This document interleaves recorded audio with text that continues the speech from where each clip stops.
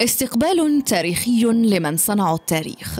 لأجلهم تحولت سلا والرباط إلى ملعب كبير، ولأجلهم أيضا احتشدت جماهير غفيرة منذ الساعات الأولى من الصباح، صغارا وكبارا، رجالا ونساء، جاءوا من مختلف مناطق المغرب حاملين الأعلام الوطنية ومرتدين قمصان المنتخب الوطني.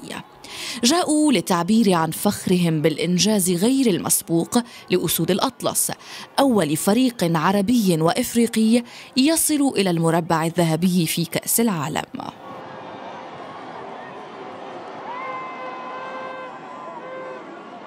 استقبال شعبي وجماهيري كبير يليق بأبطال صنعوا المجد لكرة القدم المغربية وأدخلوا الفرحة لقلوب الملايين من المغاربة.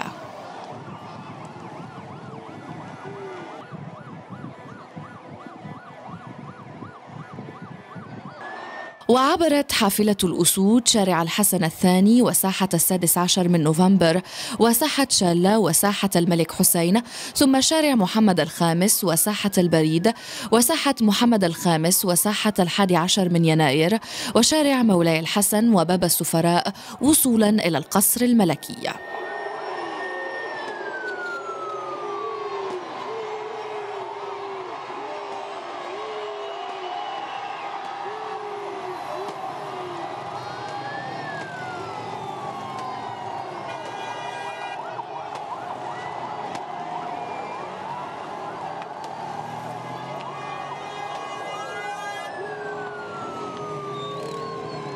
وفي هذا اليوم التاريخي بادل اللاعبون الجمهور الشكر والفخر والاعتزاز في ظل أجواء حماسية مطبوعة بمزيج من الزغاريد والهتافات والشعارات التي تمجد المنتخب الوطني وأداءه التاريخي.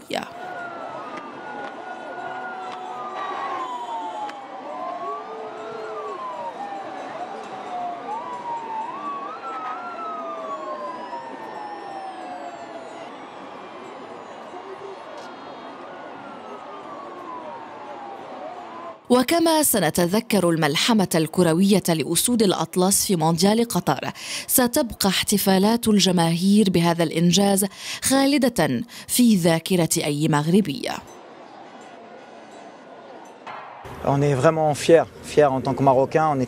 نحن فخورون كمغاربة باستقبال الملك محمد السادس. إنه فعلا حلم لأي شخص. نحن سعداء جدا وكنا نرغب في تحقيق المزيد لبلادنا.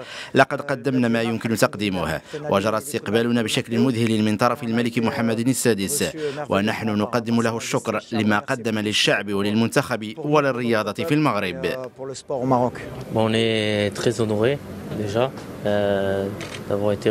نحن جد سعداء بهذا الاستقبال. لقد جرى استقبالنا من طرف الملك محمد السادس. إنه شعور بالفخر بهذا الاستقبال الملكي.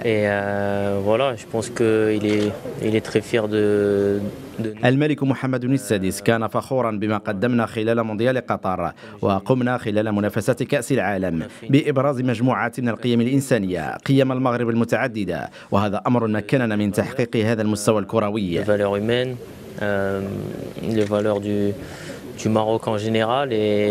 جميع الأشخاص ساهموا في تحقيق هذا الإنجاز، خاصة اللاعبين وطاقم المنتخب والجامعة الملكية لكرة القدم، وبطبيعة الحال الملك محمد السادس.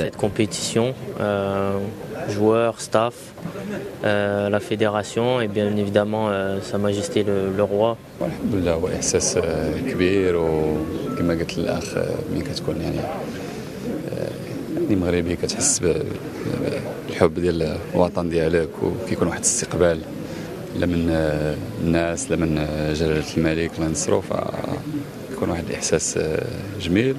كنبغيو نشكروا الجميع، وكنتمناو نزيدو نقدموا واحد الاداء اللي يكون في مستوى كبير باش في المستقبل يعني هاد الناس وجلاله الملك يزيدوا يفرحوا ويفتخروا يعني بانهم مغاربه.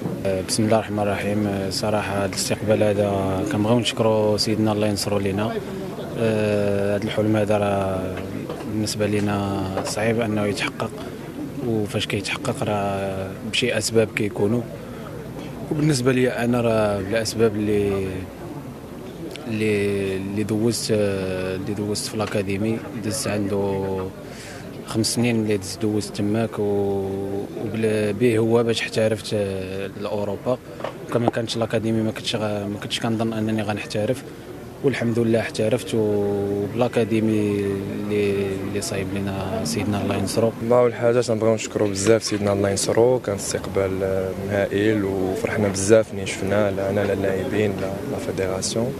وهذا الاستقبال يعطينا واحد الشحنه كبيره وسمنا الله ينصرو باش نزيدوا ان شاء الله نبقاو غاديين في المسار ديالنا ونحققوا ان شاء الله لا كوب دافريك، ونمشيو ان شاء الله عاوتاني المونديال ديال 2026 بمعنويات مرتفعه، وبوركوا با ان شاء الله نهديو عن تيتر الملك ديالنا الغالي. الحمد لله حنا جد فخورين اننا شرفنا البلاد ديالنا. الحمد لله كان واحد الاستقبال اللي رائع اول من طرف الجماهير اللي جاوا ساندونا حتى المطار. الحمد لله من بعد وصلنا عند سيدنا الله ينصرو الله يطول لنا في عمره. الحمد لله كان واحد الاستقبال لاي واحد كيتمنى انه يكون في هذه البلاصه. فحصل لي الشرف الحمد لله. وبهذه المناسبه كنتمنى اننا نكونوا ما خليناش الجهد ديالنا، ما هبطناش ايدينا كيف ما كنقولوا. فهذه هي الكره كيف ما كيعرف الجميع. فالحمد لله انا جد فخور بزاف اللي حققنا، فهذه هي البدايه ديالنا، وان شاء الله مازال كيتسناونا استحقاقات قادمه.